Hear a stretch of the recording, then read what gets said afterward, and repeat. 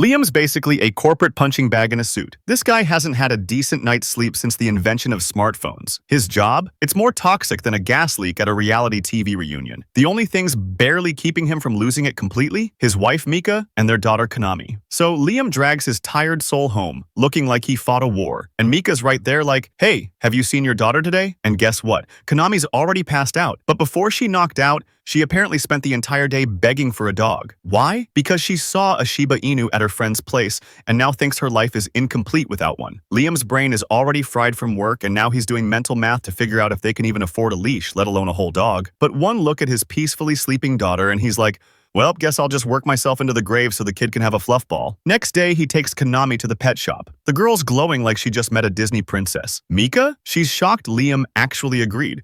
Probably because she knows adding a dog to their lives is like dumping gasoline on his already burning schedule. But Liam's out here thinking he can handle anything. As long as the wife and kid are smiling, he's good. Yeah, no. He has no clue what's coming. Fast forward to work. His boss starts barking at him like an angry chihuahua because some report wasn't delivered. Liam's like, dude, I sent that on Thursday. But turns out Mr. Bossman was too busy throwing singles at Thicklet Kinas in some shady club to check his inbox. Naturally, Liam still gets blamed. And that's just Monday. His workplace is like a horror game on hard mode. Boss sucks, coworkers suck harder. They steal his credit, pin their failures on him, and treat him like the office welcome mat. Every day at work feels like dodging landmines and flip-flops. But at least when he drags himself home, he's got Mika and Konami to recharge his battery. Until one day, on the train, his buddy Nita hits him up like, yo, the new Gundam just dropped. Can you snag one for me? Liam laughs because Nita treats Gundams like they're limited edition gold bars.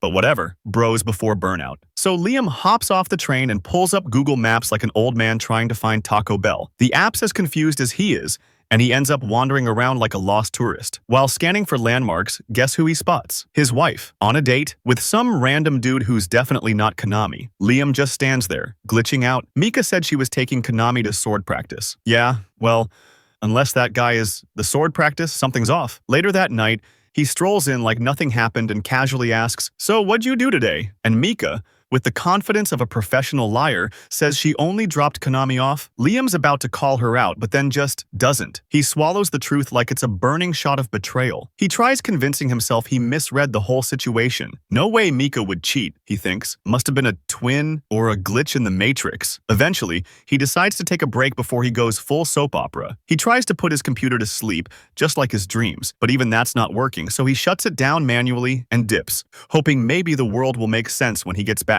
So Liam's out taking his depression-powered walk through the city and heads back to the same spot where he caught Mika playing Wife Swap Real Life Edition. Thankfully, no cheater sightings today. So for a brief second, our guy exhales like he just dodged a bullet. That is until he hears Mika chatting it up on the phone with that guy. And oh, she even brought little Konami along for this fun family outing. Liam's clinging to his last shred of denial, hoping this mystery man is just a really enthusiastic family friend, or who knows, maybe her personal sword trainer. But then the kid opens her mouth and drops a bomb straight to Liam's soul. She calls the guy Papa, and just like that, Liam's entire life crumbles like a cheap cookie. Back at work, Liam tries to glue his brain back together and convince himself he hallucinated the whole thing. Like, yeah, sure, maybe that guy's just super into father-daughter cosplay. Nothing weird here? Right. But before his mental gymnastics can finish, his boss rolls up, screaming again. Because apparently Liam's not radiating productivity while his computer's still booting. Liam calmly explains, I literally just turned it on. Standby mode's busted, so I shut it down for security. But the boss, being a human dumpster fire,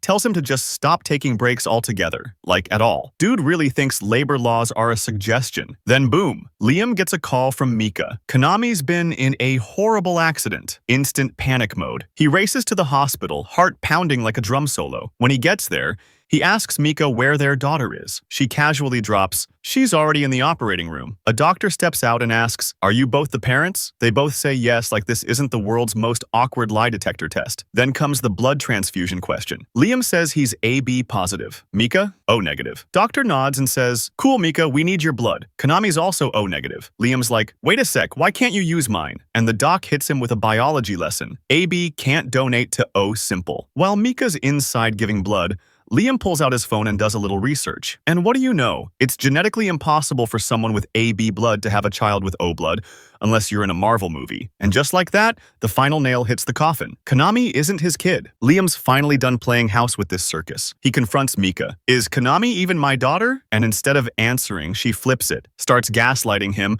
like she trained under a narcissist guru. She's suddenly the victim. She says she should be mad because Liam doesn't care about the family. Liam's stunned. He tries to explain that he works late to keep food on the table, but Mika cuts him off like she's running a courtroom. She calls his job pointless, says he's never been promoted, never made real money, basically says he's just been grinding for nothing. He's standing there, jaw on the floor, while she keeps going. She yells about how she's raised Konami alone for the past 10 years because Liam's never around. Pretty bold talk for someone who skipped the part where Konami isn't even his kid. Then she drops the final insult. Liam's never really been part of this family, and now she's taking Konami and leaving. Liam, trying to make sense of this emotional hurricane, asks, "Where are you even going?" But Mika just straight up ignores him, marches over to Konami's room, and knocks like this is a hotel checkout. She says, "Sweetie, we're leaving." And just like that, the show's over. Credits rolling, but Liam's still stuck in the theater wondering what the hell just happened. Liam tries to stop her, grabs her arm like this is some K-drama climax, but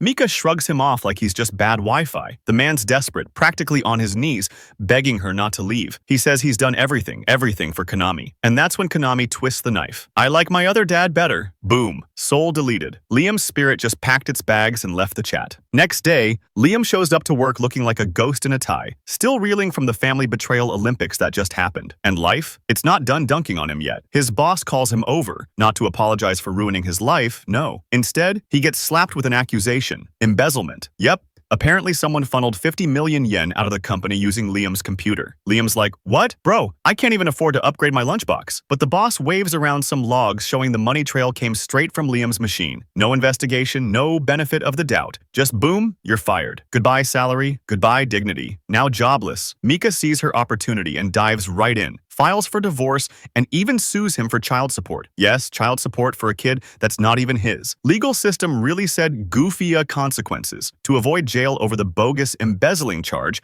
Liam agrees to pay the full 50 million yen back. How? By doing back-breaking construction work. Spoiler alert, at this rate he'll die before he finishes paying off even the interest. Now he's stuck in a hell loop of cement dust and broken dreams. His one drop of serotonin? A message from his buddy Nita, excited about the latest Gundam episode. Liam starts typing back, "Yeah, let's watch it together," but then backspaces it all. Why? Because even his one friend doesn't deserve to know just how trash his life's gotten. He still tries to cling to hope, telling himself that if he just works hard enough, things will turn around. Then reality throws a brick at his face. While eating lunch, he coughs up blood. Yup, bronchitis, cancer, poverty-induced death speedrun? Who knows? Whatever it is, it's bad. But doctor visits? Not in his budget. So he just lies in bed coughing up his internal organs, waiting for death like it's a late Amazon delivery. Then, bam, light appears, a full-on supernatural beam from above, because why not? And in this mystical vision, everything starts playing like a true crime documentary. Turns out, Liam's boss was the one who stole the 50 million yen, using Liam's computer to pin it on him. Oh, and remember that guy Mika was cheating with? Yup, same dude. This story really said,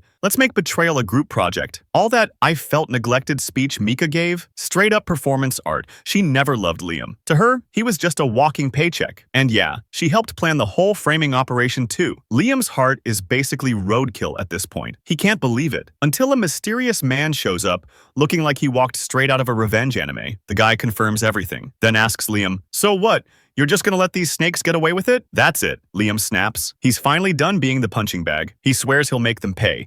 Doesn't matter what it takes, even if it kills him. The stranger grins, absolutely loving the unfiltered rage pouring out of Liam. Says he's glad he came to visit. Liam's like, "Okay, but who the hell are you?" The man casually explains that he just got interested in Liam because he's a good guy. Liam's face says it all. Good guy? Look where that got me. If Liam had a do-over, he'd live selfishly, ruthlessly. No more playing nice, no more taking L's for people who don't deserve him. The mysterious man? Oh, he's thrilled. Liam's finally fed up with being life's punching bag, and that rage? Chef's kiss. So, the man drops the real reason he's here. He's offering Liam a one-way ticket to another world. Yep, full-on isekai mode unlocked. All Liam has to do is pick where he wants to go. Liam's like, cool, I'm either dying or hallucinating, or both. But hey, if this is real, no way he's wasting his only shot at a respawn. He remembers Nita once raving about a world with magic and Gundams, basically nerd heaven. So Liam picks that. Boom. Welcome to a world where sci-fi meets sorcery and nobles walk around like they own gravity itself. But plot twist, being reincarnated here could mean anything. Peasant, background character number 73,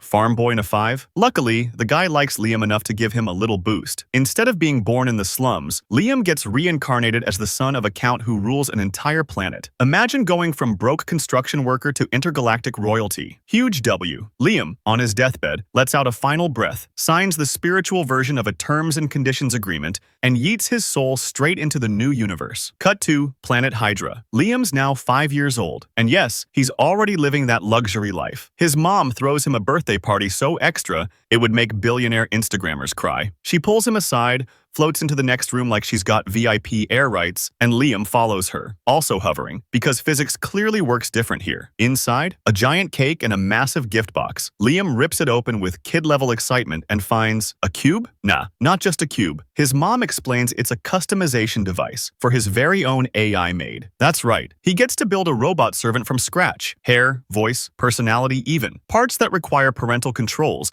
and several blur filters. Liam, 5 years old and already more emotionally mature than most, stares at her and goes, "Why are you giving me this?" And his mom, dead serious, says, "It's important." Before he can question this future therapy session any further, Dad strolls in like he's about to drop some corporate drama. And he does. He tells Liam his present is the entire Banfield estate, as in the whole thing. Lands, titles, power, everything. Liam is shook. He asks, "Wait, you're giving the whole estate to a kindergartner?" Dad nods like this is totally normal behavior. Yup, but one small favor. Turns out Dad just wants to move into a villa with Mom, retire early, and vibe for the rest of his life. All Liam has to do is give him a monthly allowance. That's it. Liam's so blinded by the idea of having unlimited power that his red flags are on Do Not Disturb. Dad pulls out a contract and Liam, like any 5-year-old with zero legal literacy, signs it without reading a single word. Dad grabs the paper, says, "Cool, we're out," and just leaves. Liam, still in delusion mode. He doesn't even suspect he got played harder than a mobile gotcha game. He brushes off the sketchy parts and focuses on the good news. He's officially a count now. And best believe, he's not here to be some noble gentleman. Oh no. Liam vows to use his new power to make sure no one, ever again, screws him over. He's here to abuse that title like it's a cheat code. And through all this, he hasn't forgotten the strange man who gave him this second chance. Liam might be a newly minted mini-tyrant, but he's still grateful. Because if that guy hadn't shown up, Liam would have died broke, betrayed, and alone.